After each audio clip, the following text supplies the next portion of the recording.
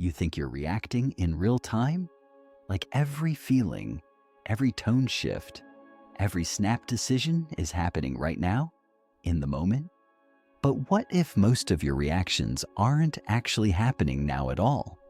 They're echoes, quiet ones, old ones, patterns that learned you long before you learned yourself.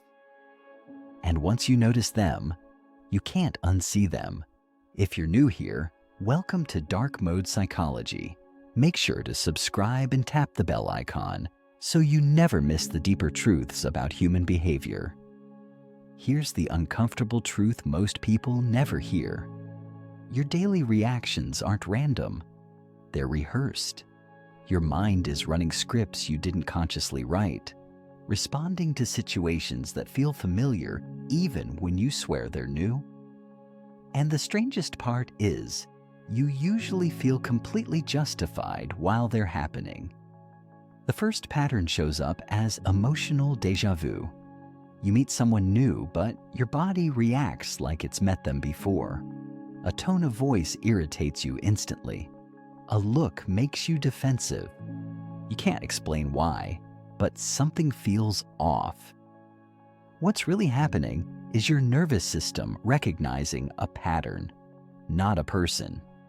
It's pulling a memory fragment from a past experience that never fully resolved. And instead of checking if the threat is real, your brain says, "I know how this ends," and reacts early. But here's the part most people miss. The person in front of you never got a chance to be who they actually are. Then there's the pattern of delayed anger.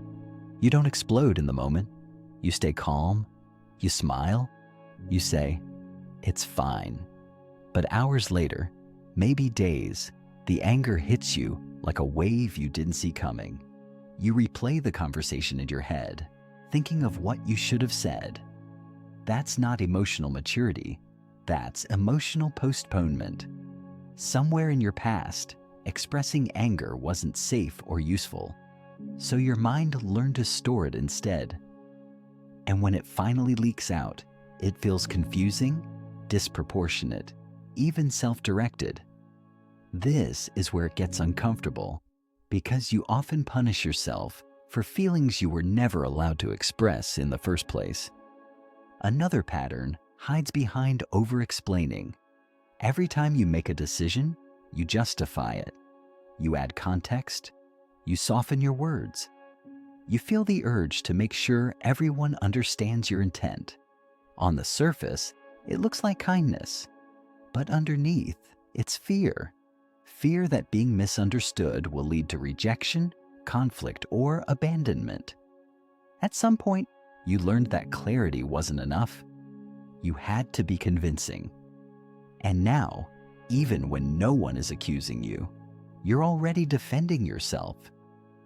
And the moment everything shifts is when you realize confident people explain less, not more. Then there's the strange urge to fix emotional tension that isn't yours. Someone is quiet and you feel responsible. Someone seems distant and your chest tightens. You start adjusting your behavior, your tone, your energy, just to restore balance. That pattern usually forms early, around emotionally unpredictable people. You learn to scan rooms, moods, and micro-expressions for signs of danger. But here's the quiet cost. You confuse peace with control, and you don't realize how exhausted you are until you're finally alone. Another subtle one is your reaction to praise. Compliments make you uncomfortable. You deflect, you joke, you minimize, or worse, you don't trust them at all. Your mind searches for the hidden angle. What do they want? Why are they saying this? Somewhere along the line, approval came with strings attached. It was inconsistent or conditional. So now, when someone genuinely sees you, your instinct is to look away. But here's the part that lingers. The same mind that rejects praise also quietly doubts love. Then there's the pattern of emotional over-preparation. You imagine worst-case scenarios before conversations. You rehearse arguments that may never happen. You prepare for rejection before it even exists. It feels like intelligence, like foresight. But it's actually your mind trying to stay one step ahead of pain. The problem is, you end up living emotionally braced, never fully present. And this is where it gets uncomfortable, because the pain you're trying to avoid starts happening internally, whether the threat shows up or not. Another reaction pattern shows up as numbness during moments that should matter. Big conversations, emotional breakthroughs, even good news. You feel oddly flat, detached, like you're watching yourself from the outside. That's not indifference, that's protection. When emotions were once overwhelming or unsafe, your mind learned to dim the volume. The danger is, numbness doesn't discriminate. It mutes joy just as efficiently as pain. And the most unsettling part, you don't miss what you can't feel until it's gone. Then there's your reaction to being needed. When someone depends on you, you step up instantly. You become reliable, composed, strong. But when you need help, you hesitate. You withdraw. You convince yourself it's not that bad. That pattern forms when your worth was measured by usefulness. You learned that being needed kept you safe, valued, included. But here's the quiet cost. You feel most secure when you're giving, and most uncomfortable when you're receiving. And finally, there's the pattern you rarely question.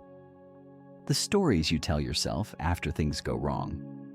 You assume it's your fault, or you assume it was inevitable, or you tell yourself, this always happens. That narrative feels honest, but it's actually familiar. Your brain prefers familiar pain over uncertain hope. And this is the moment everything shifts. Because once you realize your reactions are patterned, you also realize they can be interrupted, not erased, not fixed overnight, just noticed. Because awareness doesn't instantly change behavior, but it changes your relationship with it. You start catching the pause before the reaction, the breath before the defense, the moment before you disappear emotionally.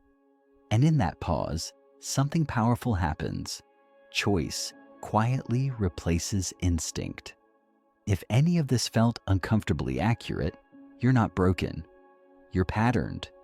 And patterns only stay invisible when you stop looking at them.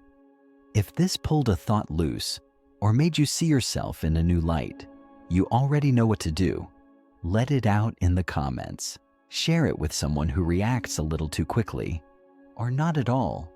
And maybe sit with the one pattern that stayed with you longer than the rest. Because that's usually the one asking to be seen. Some reactions shout, others whisper, but the quiet ones are the ones shaping you every single day, whether you notice them or not.